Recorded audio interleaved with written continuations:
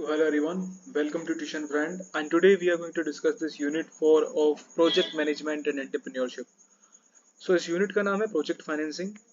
So we will be discussing about project financing. As the name itself saying, project को finance करना मतलब उसकी cost के बारे में हम लोग यहाँ पे इसमें बात करने वाले हैं.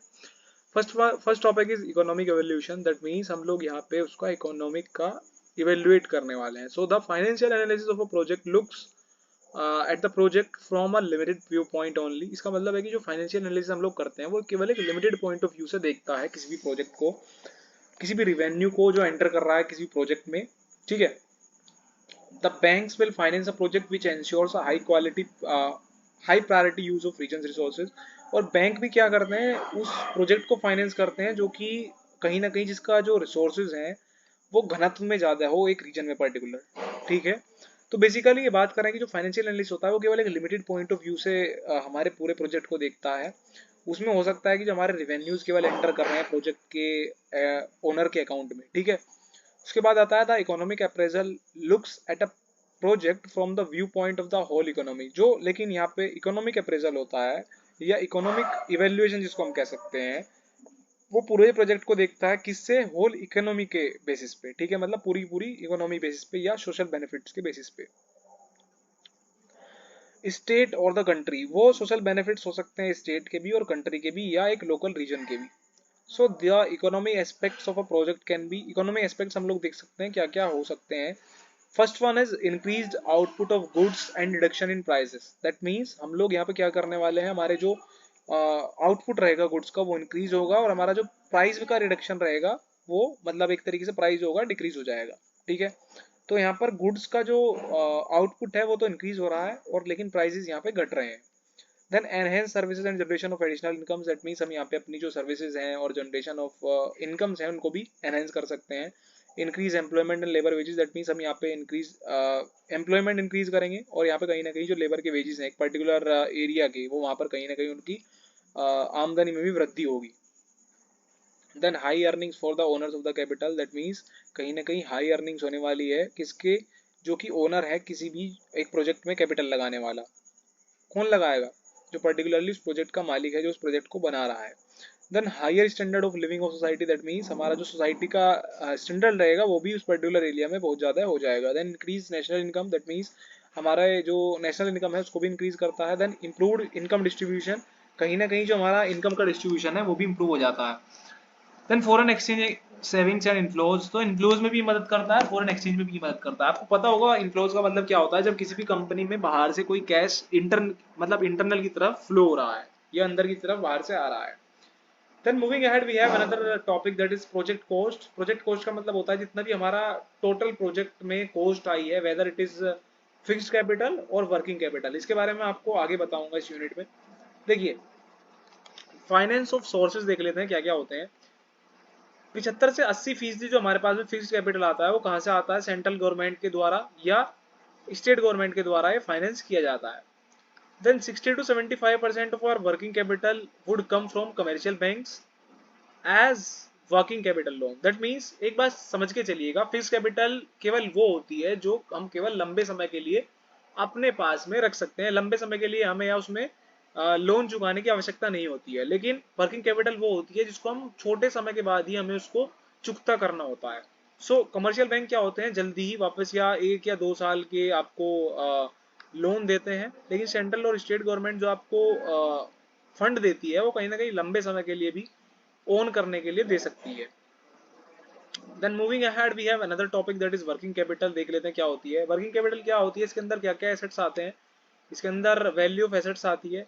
So first one is stock of raw material. So raw material का स्टॉक भी वर्किंग कैपिटल में आएगा. स्टॉक ऑफ फिनिश्ड गुड्स का कैपिटल भी इसके अंदर आएगा. ठीक है. देन सेमी फर्निश्ड गुड्स और गुड्स अंडर प्रोसेस, जो भी हमारे पास में आधे अधूरे जो हमारा सामान है या जो सामान अभी प्रोसेस में है वो सारा का सारा भी हमारी वर्किंग कैपिटल में आएगा. Then receipt from customers against order. That means हमारा जो कस्टमर से रिसिप्ट रहेगी ओबीसी के अंडर में आएगी. Then cash to meet day to day expenses. ये सबसे इंपॉर्टेंट टॉपिक है, ये सबसे इंपॉर्टेंट ये पॉइंट है कि जो हमारा cash day to day basis पर जो खर्च हो रहा है वो हमारा वर्किंग कैपिटल के अंडर आएगा. तो समझने वाली बात है कि वर्किंग कैपिटल क्या होती है. वर्किंग कैपिटल वो होती है जो कि हम डे टू डे बेसिस पर यूज करते हैं किसी भी कंपनी के अंदर. ठीक है. So working capital is a part of the capital which is needed for meeting day to day requirement of the business. ठीक है, एग्जाम्पल के लिए क्या हो सकता है, पेमेंट टू क्रेडिटर्स, जितने भी क्रेडिटर्स होते हैं उनको पेमेंट करनी होती है, सैलरी देनी होती है वर्कर्स को, एंड एज वेल एज हमें रॉ मटेरियल भी परचेज करना होता है कंटिन्यूसली अपने पूरे प्लांट को चलाने के लिए. Then normally it consists of capital which is recurring in nature and it can be converted into cash easily, hence it is also called as short term capital. That means हम यहाँ पे क्या होता है कि ये इसके अंदर जो कैपिटल आती है वो रिकरिंग नेचर में होती है और हम इसको कभी भी कैश में कन्वर्ट कर सकते हैं. सो इसको हम शॉर्ट टर्म कैपिटल भी कहते हैं. Then moving ahead we have different types of working capital. क्या क्या होती है, ग्रोस वर्किंग कैपिटल होती है और नेट वर्किंग कैपिटल होती है. ग्रोस क्या होती है, जो कि इजीली हम लोग कन्वर्ट कर सकते हैं कैश में. एग्जाम्पल के लिए स्टॉक हो गया, इन्वेंट्री हो गया, सिक्योरिटीज हो गया. ठीक है, स्टॉक क्या होता है, जो हमारे पास में कोई भी अपना सामान बना हुआ है या हमारे पास में रॉ मटेरियल है, उसको हम अगर बेच दें तो वो हमारे पास क्विकली कन्वर्ट हो जाएगा कैश में. इन्वेंट्री होती है हमारा जो सामान बनकर तैयार हो चुका है, या हमारा पूरा पूरा इन्वेंट्री. आपने सुना होगा कि जहाँ पे हमारे अगर सपोज कीजिए गिटार का शोरूम है तो वहाँ पे बहुत सारे गिटार ऑलरेडी बने हुए रखे होंगे, तो उनको हम इन्वेंट्री कह सकते हैं, गिटार की इन्वेंट्री है. Then net working capital. Net working capital में क्या आता है, जब the surplus value of the current asset after deducting it from the current liabilities. देखिए, जो हमारी वैल्यू आएगी करंट एसेट की, जब हम उसको करंट लायबिलिटीज में से घटा देंगे, वो हमारी आती है नेट वर्किंग कैपिटल. देखिए, हमको पता है कि एसेट का जो फॉर्मूला होता है, एसेट का फॉर्मूला होता है लायबिलिटीज प्लस ओनर्स इक्विटी. ठीक है, सो हम यहाँ पे क्या बात कर रहे हैं, यहाँ पे बात कर रहे हैं हम नेट वर्किंग कैपिटल की. तो हमारे पास क्या आएगा, हम जब करंट एसेट में से ए में से जब हम एल को माइनस कर देंगे तो हमारे पास ओनर की आ जाएगी, नेट वर्किंग कैपिटल आ जाएगी. वही चीज उन्होंने यहाँ बताई गई है, जब हम करंट एसेट में से घटा देंगे करंट लायबिलिटीज को तो हमारे पास में क्या आ जाएगा, नेट वर्किंग कैपिटल आ जाएगा. एग्जाम्पल के लिए कैश और रॉ मटेरियल हमारा इसके अंडर में आ सकता है. बात कर लेते हैं बेस्ड ऑन ऑपरेटिंग साइकिल. हम लोग इसकी बात कर लेते हैं कि हमारे जो वर्किंग कैपिटल होता है ऑपरेटिंग साइकिल के ऊपर भी डिपेंड होता है, जैसे कि परमानेंट और fixed working capital, then temporary भी होता है, रेगुलर भी होता है, रिजर्व होता है एंड सीजनल होता है. ठीक है, तो इनको आप रट लेना किसी भी तरीके से, वरना मेन लिखने के लिए ऊपर वाले दोनों हैं, ये आप एक्सप्लेन कर सकते हो ढंग से. Moving ahead we have important topic of this unit is project cost estimation. जैसे कि नाम साफ साफ बता रहा है, प्रोजेक्ट की हमें कॉस्ट को एस्टिमेट करना है, मतलब एक तरीके से पता करना है. ठीक है, so cost estimation is the process that takes various factors into account. देखिए, कॉस्ट एस्टिमेशन होता क्या है, जब हम बहुत सारे फैक्टर्स को अकाउंट में लेते हैं, मतलब कंसीडर करते हैं, जिससे कि हम कैलकुलेट कर सके पूरा पूरा एक बजट, जो कि हमारे एक फाइनेंशियल कमिटमेंट को मीट कर सके, जिससे कि हमारा जो प्रोजेक्ट है वो सक्सेसफुली कंप्लीट हो सके. तो पूरा अगर समराइज करूँ इस पूरी डेफिनेशन का मतलब ये है कि हमारा कॉस्ट एस्टिमेशन एक ऐसा फैक्टर होता है जिसको हम कंसिडरेशन में लेते हैं, जिससे कि हमारा एक पूरा पर्टिकुलरली एक बजट प्रिपेयर होता है, जिससे कि हम अपना पूरा प्रोजेक्ट तैयार कर सके. ठीक है, तो हम कॉस्ट एस्टिमेट कर रहे हैं पूरे प्रोजेक्ट की, हर चीज को कंसिडरेशन में लेने के बाद. Then cost estimation in a project management is the process of forecasting the financial and the other resources. So हम लोग क्या करते हैं cost estimation में, हम लोग forecast का मतलब पहले से पहले अनुमान लगाते हैं किसी भी फाइनेंशियल और अदर रिसोर्सेज का, जिससे कि हमारा पूरा प्रोजेक्ट जो है कंप्लीट हो सके with in the defined scope. Scope क्या हो सकता है, टाइम भी हो सकता है. ठीक है, cost estimation accounts for each element required for the project from material to labor and calculate a total amount that determines a project budget. That means cost estimation क्या होता है, हमारे पास में हर एलिमेंट को लेता है, मटेरियल से लेके वो लेबर तक चीज हो सकती है. हमारे पास क्या क्या चीजें होती है मैं आपको नीचे दिखाऊंगा, जो हमारी क्या करती है, बेसिकली हमारा डिटरमाइन करती है पूरे प्रोजेक्ट के बजट को. एलिमेंट्स आ जाते हैं labour, material, facilities, vendors and risk. याद करने का तरीका है LVMFR. ठीक है, सो इसको इस तरीके से याद कर सकते हो. एल का मतलब हो गया आपका लेबर, ठीक है, वी का मतलब आपका हो गया यहाँ पे वेंडर्स, एम का मतलब हो गया मटेरियल, एफ का मतलब हो गया आपका फैसिलिटीज एंड आर का मतलब हो गया आपका रिस्क. तो ये सब चीजें हमें कोस्ट एस्टिमेशन में लेनी होती है कि इनका जो खर्चा है वो कितना आएगा, इसी के हिसाब से हम लोग अपना बजट डिसाइड करते हैं. Moving ahead we have importance of cost estimation. हमारा क्या क्या इंपॉर्टेंस होती है, सबसे पहला है मोर एक्यूरेट प्लानिंग. अगर हमारे पास कोस्ट एस्टिमेशन में पता होगा तो हमारी प्लानिंग ऑलरेडी बेटर हो जाएगी कि हम उस हिसाब से अपने बजट के हिसाब से आगे प्लान कर सकते हैं. इंप्रूव्ड प्रॉफिट मार्जिन, उससे हम अपना प्रॉफिट मार्जिन को भी इंक्रीज कर सकते हैं, इंप्रूव कर सकते हैं. रिसोर्स मैनेजमेंट को एनहेंस कर सकते हैं. स्ट्रॉन्गर क्लाइंट रिलेशनशिप, इसका मतलब है कि अगर आपको पहले ही आपका बजट पता होगा तो आपके जो क्लाइंट के साथ में रिलेशन होंगे वो भी अच्छे हो जाएंगे. Better reputation and better business, आपकी प्लानिंग अच्छी होगी तो आपका रेपुटेशन और बिजनेस भी जो है आपकी अच्छी हो जाएगी. ठीक है,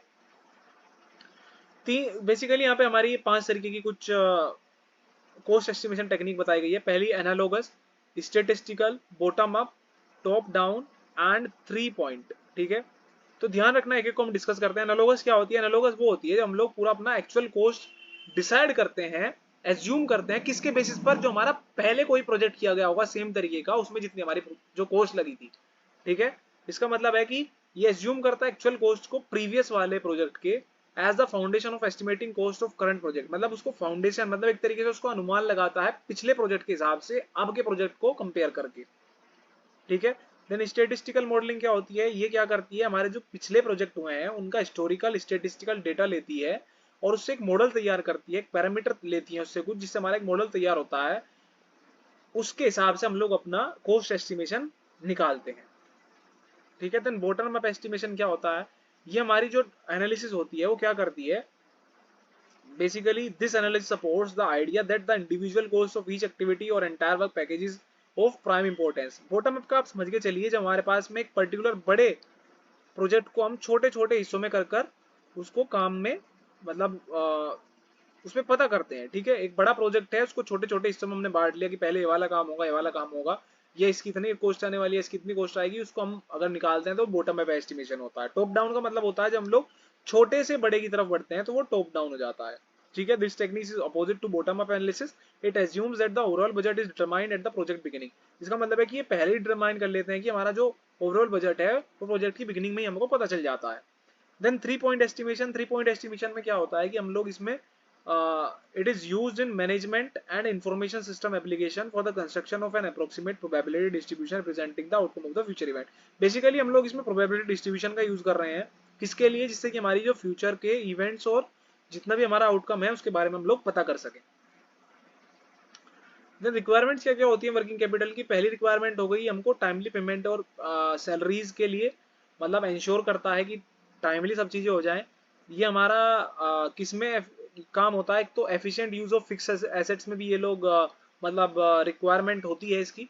then working capital helps avoid the possibility of under capitalisation. Under capitalisation का मतलब होता है कि इसमें लॉस नहीं होना चाहिए, कभी भी फाइनेंस की दिक्कत नहीं आनी चाहिए कंपनी को, तो उसमें भी ये मदद करता है। Then working capital is needed in order to pay fair rate of divided and interest in time, which increases the confidence of the investor. That means हम लोग अगर टाइम पे किसी भी इन्वेस्टर का पैसा वापस दे देते हैं तो उससे क्या होता है कि आगे भी आप पे उसका ट्रस्ट बन जाता है कि वो आगे भी आपको फाइनेंस कर देगा। Then it is needed to pick up stock of raw material. इससे हमको क्या पता चलता है कि इससे हमें ये भी होता है कि हमारा रॉ मटेरियल जो है टाइमली पिकअप हो जाता है। ठीक है, adequate working capital is needed to maintain a regular supply of raw material. That means हमारे पास एडिकेट वर्किंग कैपिटल होनी चाहिए जिससे कि हमारी जो सप्लाई है रॉ मटेरियल्स की वो सुचारू रूप से जारी रहे। फंड को देख लेते हैं। फंड क्या होता है? फंड हमारा होता है बेसिकली मनी जो रिक्वायर्ड होती है किसके लिए? स्टार्ट करने के लिए नए बिजनेस को। ठीक है, स्टार्ट करने के लिए या रन करने के लिए किसी भी एक बिजनेस को। It is the financial investment in a company for product development, manufacturing, sales, expansion, marketing, office space etcetera. तो बेसिकली एक फाइनेंशियल इन्वेस्टमेंट होता है किसी भी कंपनी में जिससे हम कोई प्रोडक्ट डेवलप करते हैं या मैन्युफैक्चर करते हैं या उसके सेल्स में लगाते हैं या एक्सपेंड करते हैं किसी भी कंपनी को। तो सब चीजों के लिए हमको किस चीज की जरूरत होती है? एक पैसे की। उस पैसे को हम कहते हैं फंड। तो बिजनेस की अगर टर्म से बात करते हैं पैसे को तो वो फंड कहलाया जाता है। ठीक है, अब बात कर लेते हैं कितने टाइप के होते हैं। बेसिकली 7 टाइप के होते हैं। कौन कौन से? गवर्नमेंट ग्रांट होता है, गवर्नमेंट ग्रांट जो हमें गवर्नमेंट देती है। फंड बाय पार्टनर, पार्टनरशिप के थ्रू अगर आपका कोई दोस्त है वो आपको फंड देगा तो वो पार्टनर्स के थ्रू आएगा। इन्वेस्टर फंड क्या होता है? जब आप लोग एक पूरी तरीके से प्रोजेक्ट रिपोर्ट तैयार करके किसी भी कंपनी वाले इन्वेस्टर को अपना मतलब वो प्रोजेक्ट दिखाते हो, वो आपको फिर इन्वेस्ट करता है आपके प्रोजेक्ट में, तो it would be consider as investor funds. Then donation की बात करें तो डोनेशन बेसिकली होता है जब किसी भी आप सोशल वर्क के लिए कोई अपना प्रोजेक्ट तैयार कर रहे हो, उसमें जो आपको डोनेशन मिलेगी वो आपकी डोनेशन के अंदर आएगी, डोनेशन फंड के अंदर। Then crowd funding basically internet पे होती है, जो फॉर एन एग्जांपल आप यूट्यूब पे स्ट्रीमिंग करते हो, स्ट्रीमिंग करते टाइम जो आप लोग फंड इकट्ठा करोगे वो क्राउड फंडिंग के अंदर में आएगा। रिवेन्यू फंड वही होता है जो आपको रिवेन्यू से जनरेट होता है। देन बोरोड मनी जो आप किसी से उधार लेते हो। आप देख लेते हैं सोर्सेज ऑफ फंडिंग क्या क्या होते हैं। ये बेसिकली 3 टाइप में क्लासीफाई हुए हैं। एक तो on the basis of period. Period मतलब कितने हो सकते हैं? 3 टाइप से हो सकते हैं। लॉन्ग टर्म हो सकता है, मीडियम हो सकता है, शॉर्ट टर्म हो सकता है। शॉर्ट टर्म क्या होता है? जो लेस देन 1 ईयर होता है। मीडियम क्या होता है? जो ग्रेटर देन 1 ईयर के लिए लिया जाता है। और लॉन्ग टर्म वो होता है जो आपको 5 साल से अधिक के लिए मिलता है। ओनरशिप के बेसिस पे क्या होते हैं? 2 टाइप से होते हैं। एक तो ओनर का खुद का फंड हो जाता है, एक बोरोड फंड। बोरोड का मतलब जो उसने उधार लिया है, लोन हो सकता है। ठीक है, then basis of source of generation. Source of generation पे 2 टाइप के हो सकते हैं, इंटरनल सोर्सेज और external sources. Internal sources as the name itself saying कि इंटरनल मतलब खुद का, खुद का मतलब खुद की कंपनी में अगर हम खुद का फंड जनरेट कर रहे हैं या कहीं से उधार ले रहे हैं अपने ही बंदों से, तो वो इंटरनल सोर्सेज के अंदर में आ जाएगा, वरना एक्सटर्नल क्या होते हैं जो हम लोग बाहर से लेंड कर रहे हैं इन्वेस्टर के थ्रू या सप्लायर्स के through.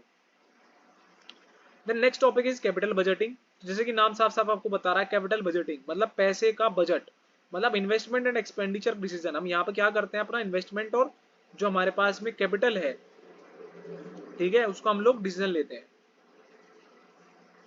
So investment and expenditure decision would be considered in capital budgeting. So process of capital budgeting ensure optimal allocation of resources and helps management works towards the goal of investor profit maximization. तो basically होता क्या है, capital budgeting में होता क्या है कि ये आपका ऑप्टिमिस्टिकली या आप कह सकते हैं ऑप्टिमाइजेशन करता है किस चीज का, रिसोर्सेज को एलोकेट करने का, और मैनेजमेंट को हेल्प करता है कि जिससे कि आपका वो मैनेजमेंट जो है वो काम कर सके किस तरफ, इन्वेस्टर के प्रॉफिट की तरफ। कि इन्वेस्ट आपकी कंपनी में क्यों करेगा कोई, उसको अगर दिखाई देगा कि हाँ उसको प्रॉफिट हो सकता है वहां से, ठीक है, इसीलिए वो वहां पे कोई भी चीज इन्वेस्ट करता है, कोई भी investor.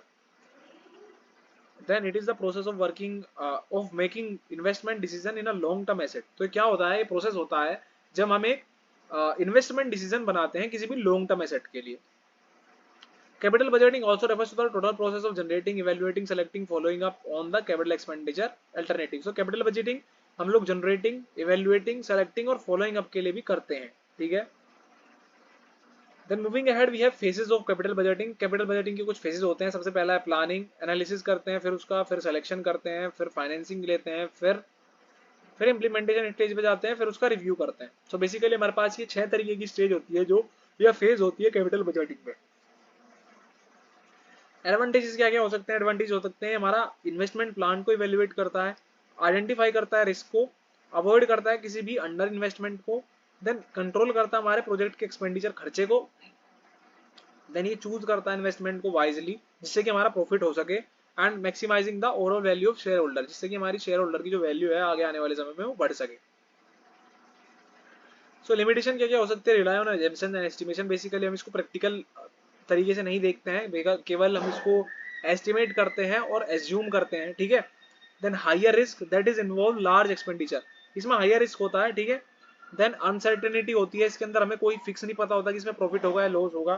Then ignores financial aspect, हम इसमें नॉन फाइनेंशियल एस्पेक्ट को हम लोग इसमें इग्नोर कर देते हैं। Then irreversible decision, that means अगर एक बार ये डिसीजन ले लिया तो हम इसको रिवर्स नहीं कर सकते हैं। देन रिस्क और अनसर्टेनिटी को देख लेते हैं, दोनों में बीच में डिफरेंस आ सकता है, ऐसे तो कोई अलग डेफिनेशन नहीं आएगी, दो नंबर में पूछ सकते हैं। रिस्क क्या होता है, कोई भी एक अनएक्सपेक्टेड इवेंट होता है जो कि क्या होता है, अफेक्ट कर सकता है आपके प्रोजेक्ट को, किस तरीके से, बेटर वे में भी कर सकता है और गलत तरीके से भी कर सकता है। Risk can affect anything including the people, process, technology and resource. Sorry, risk क्या होता है, बेसिकली अफेक्ट कर सकता है किसी भी चीज को, क्या क्या वो जो कि इंक्लूड करती हैं, पीपल को भी इफेक्ट कर सकता है, प्रोसेस को भी इफेक्ट कर सकता है, टेक्नोलॉजी को भी और रिसोर्सेज को भी जो कि आपके प्रोजेक्ट के अंदर इन्वॉल्व है, ठीक है। Then moving ahead we have uncertainty. Uncertainty basically क्या होती है, अनसर्टेनिटी होती है एक तरीके से जिसको हम ज्ञात नहीं कर सकते। It is the ability to predict outcome of parameter that may impact the project. Basically हम यहाँ पर क्या करते हैं, जो आउटकम होते हैं किसी भी प्रोजेक्ट के उनको पहले से पहले प्रिडिक्ट करने की कोशिश करते हैं। in uncertainty the outcome of any event is entirely unknown। Basically हमें यहाँ पे जो अपना आने वाले इवेंट का जो आउटकम होता है वो पता नहीं होता है बिल्कुल, ठीक है। देन और इसको हम मेजर भी नहीं कर सकते, ये अनमेजर्ड होता है। In uncertainty there is a lack of background information of an event, हमें यहाँ पे बिल्कुल भी इंफॉर्मेशन नहीं होती है अपने इवेंट के बारे में कि आगे होने वाला क्या है। रिस्क में क्या होता है कि हम लोग उसको कैलकुलेट कर सकते हैं, मेजर कर सकते हैं, बट अनसर्टेनिटी में हम उसको मेजर नहीं कर सकते। तो डिफरेंस देख लीजिए, in risk we can have the prediction of the possibility of future outcome, ठीक है, हम यहाँ पे प्रिडिक्ट कर सकते हैं लेकिन यहाँ पे हम प्रिडिक्ट नहीं कर सकते हैं। देन रिस्क क्या होता है, रिस्क बेसिकली मेजर्ड कर सकते हैं और क्वांटिफाइड होता है, लेकिन ये मेजर भी नहीं हो सकता और क्वांटिफाई भी नहीं होता है। क्वांटिफाइड का मतलब होता है कि कितनी उसकी क्वांटिटी में हो सकता है, ठीक है। The risk can be managed by several tools and technique. Risk जो है बेसिकली हम मैनेज कर सकते हैं बहुत सारे टूल और टेक्निक की हेल्प से, लेकिन अनसर्टेनिटी को हम मेजर नहीं कर सकते हैं। देन प्रोबेबिलिटी जो होती है आपकी वो असाइन हो सकती है रिस्क इवेंट्स को, लेकिन हम यहाँ पे प्रोबेबिलिटी का यूज भी नहीं कर सकते। तो कहने का मतलब अनसर्टेनिटी बिल्कुल ऐसी है जैसे कि आपको उसके बारे में बिल्कुल भी किसी भी चीज के बारे में ज्ञात ना हो और वो हर बार चेंज हो जाती है। डिफरेंट टाइप ऑफ रिस्क आ जाते हैं। सबसे पहला operational risk, then security risk, then legal risk, performance risk, market risk और स्ट्रेटेजिक रिस्क, ठीक है।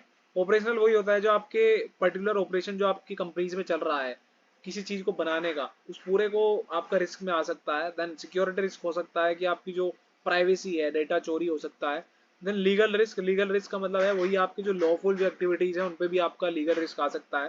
देन परफॉर्मेंस रिस्क, जितनी आपकी परफॉर्मेंस चल रही है उस पर भी आपका रिस्क आ सकता है, वो कम बत्ती हो सकती है।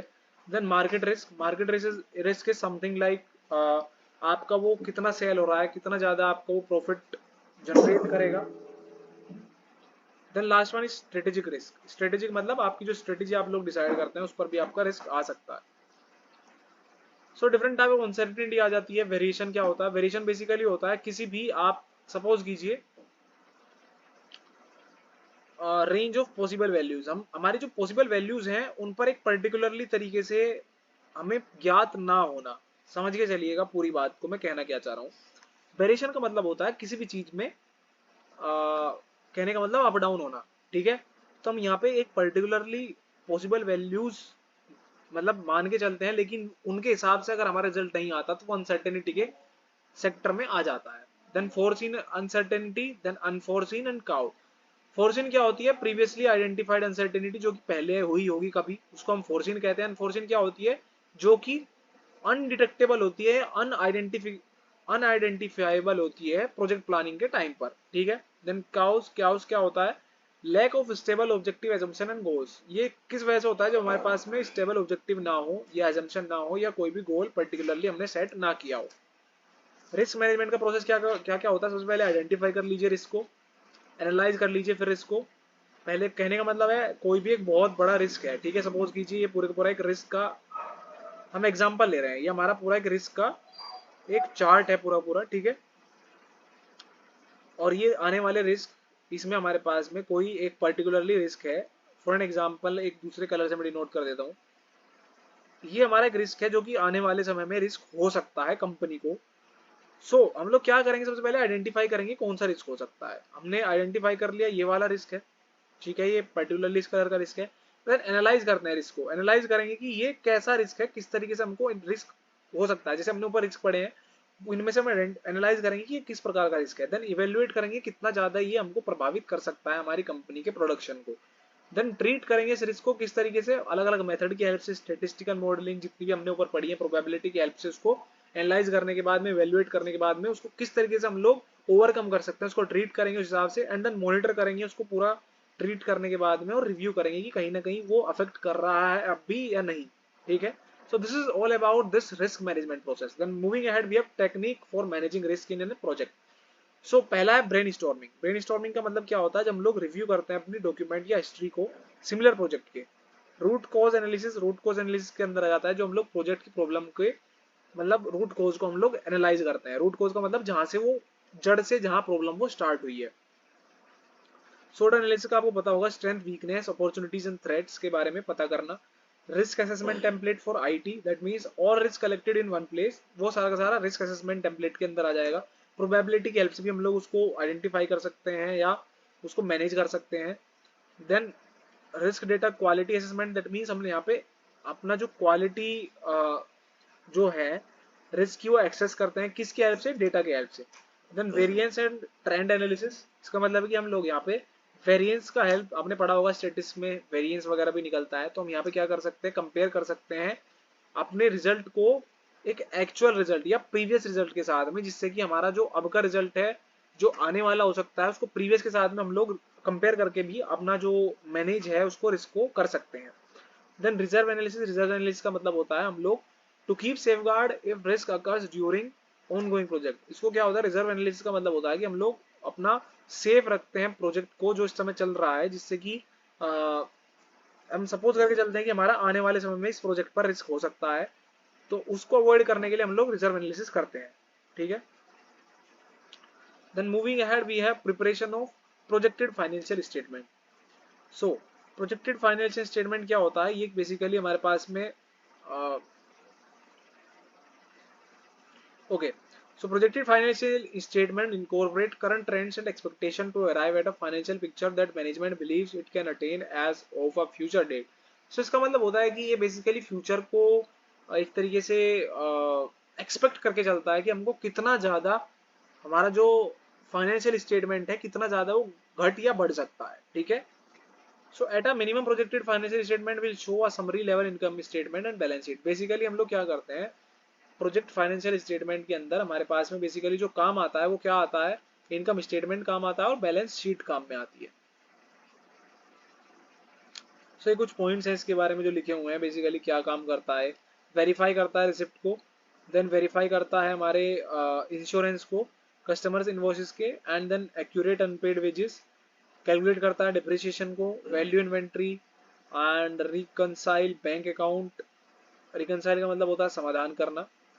Post account balances, review accounts, review financials, accurate income taxes, close account. So basically ये पॉइंट्स लिखे हुए हैं कुछ, आपको सारे याद करने की जरूरत नहीं है, ये बेसिकली इतने ज़्यादा इंपॉर्टेंट क्वेश्चन नहीं है। बेसिकली कॉस्ट एस्टिमेशन को आप ध्यान से कर लेना, इसकी डेफिनेशन जरूर कर लीजिएगा कि हम प्रोजेक्ट फाइनेंशियल स्टेटमेंट किस तरीके से प्रिपेयर करते हैं। देन बैलेंस शीट के बारे में बात कर लेते हैं। बैलेंस शीट बेसिकली होती क्या है, बैलेंस शीट हमारे पास में एक फाइनेंशियल स्टेटमेंट होती है जो कि हमारी जो कंपनी के जितने भी एसेट और लाइबिलिटीज होती है उसकी रिपोर्ट को रखती है, ठीक है। तो बेसिकली एसेट का मैंने आपको ऊपर फॉर्मूला बताया था, लाइबिलिटीज और शेयर होल्डर की जो हम इक्विटी को जो एड ऑन करते हैं तो वो एसेट कैटेगरी में आता है।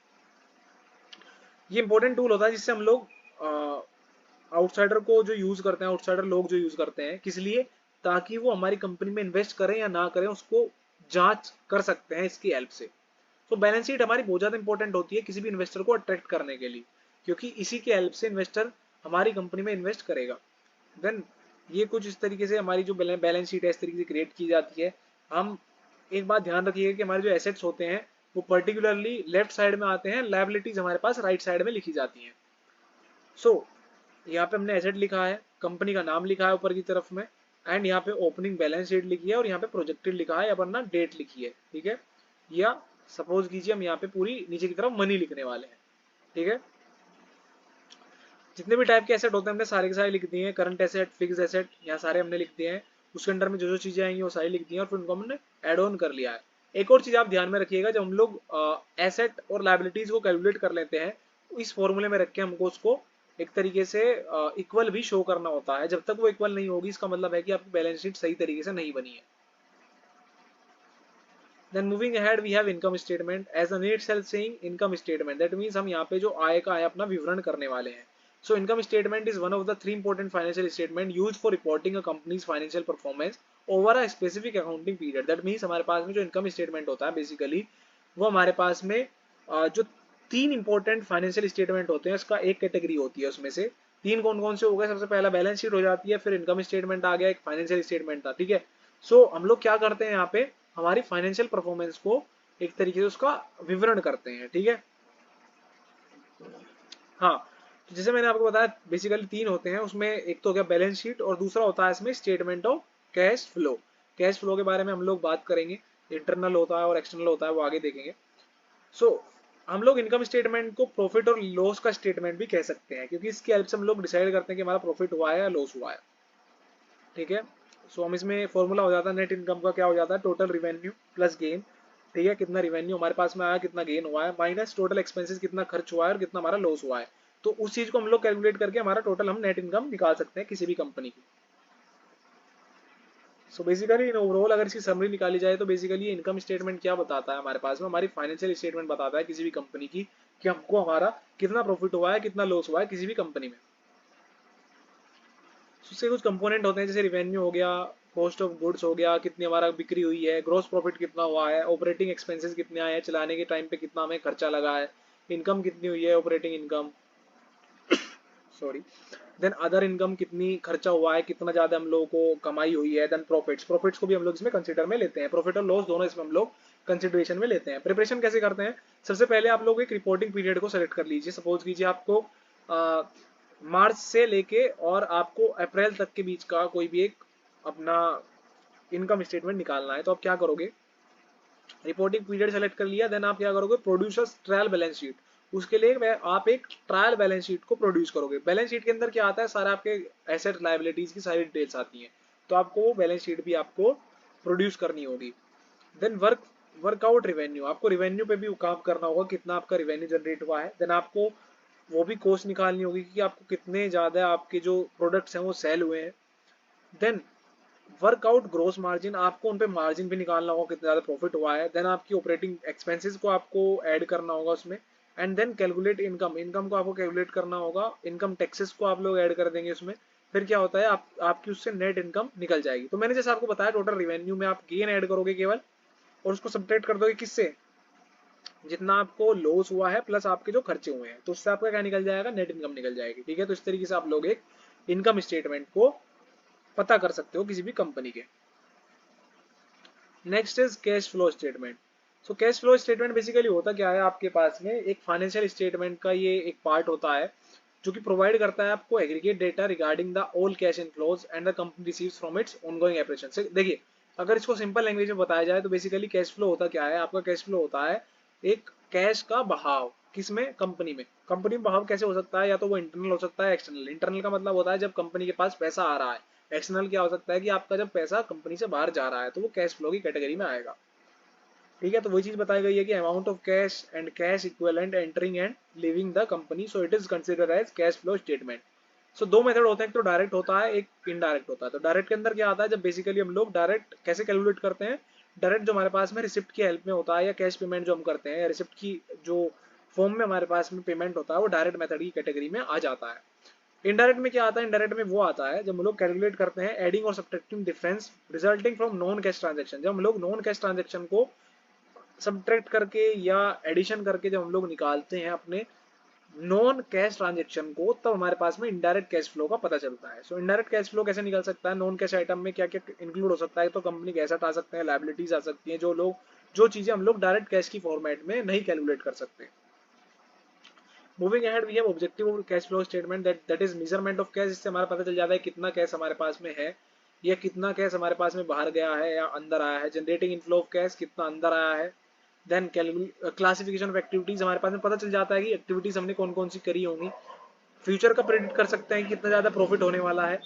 लिक्विडिटी सोल्वेंसी पोजीशन की भी पता कर सकते हैं। लिक्विडिटी का मतलब होता है कहीं ना कहीं जितना ज्यादा आपके यहाँ पे जो कैश है, कितना जल्दी आप उसको कन्वर्ट कर लेते हो एसेट में, और एसेट को कितनी जल्दी आप अपने यहाँ पे कैश में कन्वर्ट कर सकते हो। ठीक है, evaluation of future cash flow, हम लोग अपने फ्यूचर कैश फ्लो का भी इवेल्युएट कर सकते हैं, और हम यहाँ पे कुछ नेसेसरी इन्फॉर्मेशन भी यूजर्स को दे सकते हैं। ठीक है, तो कैश फ्लो के सिमिलर ही फंड फ्लो होता है, इसको हम आगे देखेंगे। Then moving ahead we have the important topic that is detailed project report. ये भी आपका इंपॉर्टेंट पॉइंट ऑफ व्यू से अगर आप देखा जाए, एकेटिव के पॉइंट ऑफ व्यू से बहुत ज्यादा इंपॉर्टेंट है। तो डिटेल प्रोजेक्ट रिपोर्ट क्या होती है, बेसिकली ये एक एक्सटेंसिव रिपोर्ट होती है। एक्सटेंसिव का मतलब बहुत ज्यादा इलेबोरेट वाली होती है। इसके अंदर हम लोग सारी चीजें रखते हैं प्रोजेक्ट की, क्या क्या, जिसके अंदर इंफॉर्मेशन होती है रिगार्डिंग रिसोर्सेज, टास्क जो हमने परफॉर्म किए हैं प्रोजेक्ट में, और जिससे कि हमारा प्रोजेक्ट क्या हुआ है, सक्सेस में टर्न हुआ है। तो क्या क्या होते हैं रिसोर्सेज जो हम लोग यूज करते हैं, उसमें आ जाते हैं बजट आ जाता है हमारा, उसमें वेंडर्स आ जाते हैं, उसमें हमारे पास में रिस्क आ जाता है, सब चीज जितनी भी होती है वो सारी सारी हमारी किसमें आ जाती है, जो चीजें हमने प्रोजेक्ट में यूज करी हैं। Then DPR are the outputs of planning and design phase of a project. DPR क्या होता है, बेसिकली हमारा आउटपुट होता है किसी भी प्लानिंग और डिजाइनिंग फेज का। डीपीआर हम बेसिकली कह रहे हैं डिटेल प्रोजेक्ट रिपोर्ट को। DPR is a very detailed and elaborative plan indicating overall programme, different roles and responsibility, activities and resources required for the project. That means हम यहाँ पे पूरी चीजें, जितनी भी सारी चीजें हमने प्रोजेक्ट में ली है कंसिडरेशन में, चाहे वो आपका लेबर हो, चाहे आपका वो टाइम हो, चाहे आपका वो वेदर इट इज बजट, जितना भी हमारा खर्चा आया है, सब चीजें जो हम लेते हैं वो प्रोजेक्ट रिपोर्ट में ले लेते हैं। इंपॉर्टेंस क्या क्या होती है, सबसे पहला है मैनेजिंग द बजट। हमसे इससे हमारा जो बजट है वो मैनेज हो जाता है। मिनिमाइजिंग द रिस्क, रिस्क को मैनेज कर सकते हैं, मिनिमाइज कर सकते हैं। प्रोजेक्ट प्रोग्रेस फॉलो अप, हम यहाँ पे प्रोजेक्ट का देख सकते हैं कितना ज्यादा प्रोजेक्ट हुआ है, कितना बाकी है। And hold over the project, hold over का मतलब होता है आगे की तरफ हमको किसी को शिफ्ट भी कर सकते हैं, किसी को देना होता है या किसी को हैंड ओवर करना होता है, वहां पे भी हम लोग अपना जो प्रोजेक्ट है वो दे सकते हैं इसकी हेल्प से, क्योंकि दूसरे को इसी की हेल्प से पता चलेगा कि आपको प्रोजेक्ट में करना क्या है और कितना काम इसमें हुआ है। ऑब्जेक्टिव क्या क्या होते हैं, the project report should be with sufficient details to indicate the possible fate of the project when implemented। कहने का मतलब है कि आपका जो ऑब्जेक्टिव है वो पहला ऑब्जेक्टिव ये है कि उसके अंदर सफिशिएंट डिटेल होनी चाहिए कि उसमें काम क्या होना है। ठीक है, then report should meet the questions raised during the project appraisal. Project appraisal का मतलब होता है जब आपसे एक तरीके से चेकिंग होती है जब प्रोजेक्ट की, या उसमें हम लोग बहुत सारे ऐसे, अप्रेजल का मतलब समझ के चलिए कि हम लोग उसको दोबारा से रीचेक कर रहे हैं। ठीक है, जब प्रोजेक्ट को रीचेक किया जाता है या प्रोजेक्ट की चीजों को रीचेक किया जाता है, तो उस टाइम पे जो क्वेश्चन रेज होते हैं वो सारी चीजें रिपोर्ट जो है सेटिस्फाई करनी होनी चाहिए। मतलब रिपोर्ट के अंदर उन सब चीजों के आंसर होने चाहिए। The various type of analysis, financial, social, economical, technical etcetera. तो इसके अंदर बहुत सारे तरीके की एनालिसिस आ सकती है, जैसे फाइनेंशियल, सोशल, इकोनॉमिकल और टेक्निकल। अब बात कर लेते हैं प्रोजेक्ट फाइनेंस को लेकर। प्रोजेक्ट फाइनेंस का मतलब है जो प्रोजेक्ट को आपको, फाइनेंस का मतलब पैसा या आपको फंडिंग जो मिल रही है प्रोजेक्ट को। So project finance is the funding of long term infrastructure. Basically जो प्रोजेक्ट फंडिंग होती है वो लॉन्ग टर्म इंफ्रास्ट्रक्चर के लिए होती है, and industrial project and public services using a non recourse और limited recourse financial structure. That means हम यहाँ पे क्या करते हैं, ये हमारे पास में लॉन्ग टर्म इंफ्रास्ट्रक्चर के लिए फंडिंग होती है, या जिसको हम लोग कह सकते हैं कि जो हमें बहुत लंबे समय बाद रिपे करना होता है loan. So debt and equity used to finance the project are paid back from the cash flow generated by the project. Basically हम लोग एक करते क्या है कि यहाँ पे हमें खुद से नहीं देना होता है कैश, या कुछ समय बाद ही नहीं देना होता। हम यहाँ पे जब प्रोजेक्ट हमारा सक्सेसफुली कंप्लीट हो जाएगा, उसके बाद में जो हमारे पास में रिवेन्यू या प्रॉफिट आएगा, उसके बाद हमें अपना जो है लोन वगैरह या जो डेब्ट है वो वापस करना होता है। Project financing is especially attractive to the private sector because companies can fund major projects off balance sheet. Off balance sheet का मतलब है कि बैलेंस शीट में इसके बारे में कोई विवरण नहीं होता है बेसिकली, इसीलिए ये प्राइवेट सेक्टर के लिए बहुत ज्यादा अट्रैक्टिव होती है कि वो फंड कर देती है किसी भी कंपनी को। ठीक है, टाइप क्या क्या हो जाए, इंडस्ट्रियल स्पॉन्सर हो जाएगा, पब्लिक स्पॉन्सर हो जाएगा, कॉन्ट्रेक्चुअल स्पॉन्सर हो जाएगा, एंड फाइनेंशियल स्पॉन्सर हो जाएगा। स्टेजेस क्या क्या होती है, सबसे पहली होती है pre financing, then financing, then post financing. तो प्री फाइनेंसिंग में क्या क्या आता है, सबसे पहले हम लोग अपना आइडेंटिफिकेशन करते हैं किसी भी प्रोजेक्ट प्लान का। ठीक है, देन रिकॉग्नाइज करते हैं और मिनिमाइज करते हैं रिस्क को, क्योंकि आप अगर रिस्क को मिनिमाइज नहीं करोगे या रिकॉग्नाइज नहीं करोगे तो उसमें जो आपके चांसेस है लॉस के वो ज्यादा बढ़ जाएंगे। देन हम लोग अपनी जो प्रोजेक्ट की फिजिबिलिटी है या उसका जो एफिशिएंसी है उसको भी चेक करते हैं। देन फाइनेंसिंग स्टेज, अब एफिशिएंसी चेक कर लिया, अब हम लोग फाइनेंशियल स्टेज की तरफ बढ़ रहे हैं, जिसके अंदर हम लोग अपने जो फाइनेंस है उसको अरेंज करते हैं। देन लोन और इक्विटी को हम लोग नेगोशिएट करते हैं, डॉक्यूमेंटेशन एंड वेरिफिकेशन करते हैं, देन पेमेंट हम लोग ले लेते हैं। पोस्ट फाइनेंसिंग स्टेज में क्या क्या आता है, आपका जो प्रोजेक्ट है उसकी टाइमली मॉनिटरिंग करना, प्रोजेक्ट का क्लोजर आता है और लोन का रिपेमेंट आता है। तो बेसिकली ये तीन तरीके की स्टेज होती है। सबसे पहला है जिसके अंदर आपने प्री फाइनेंसिंग का मतलब है आपने पूरी पूरी रिपोर्ट तैयार करी, एक प्लान बनाया प्रोजेक्ट के लिए, आपने पूरा पूरा प्लान बनाने के बाद में किसी भी कंपनी से लोन ले लिया, प्रोजेक्ट को फाइनेंस कर लिया। देन आपकी फाइनेंसिंग स्टेज आई जिसमें आपने प्रोजेक्ट को फाइनेंस किया। देन पोस्ट फाइनेंसिंग में आप उसको फाइनेंस लेने के बाद में उसको रिपे कर रहे हो। So this is all about this unit 4 and hope you will like it, and if you have any kind of doubt you can just comment it out in the comment section, as well as you can mail me out on the varneet@gmail.com। और आप लोग जरूर जो आपका digital and social media marketing है उसके बारे में भी आप लोग पढ़ सकते हो प्लेलिस्ट से हमारे इसी चैनल से। So thank you so much for joining this tuition friend channel, and I hope अगर आपको नोट्स चाहिए तो आप कमेंट जरूर कीजिएगा, मैं इसके नोट्स भी अपलोड कर दूंगा। So thank you so much.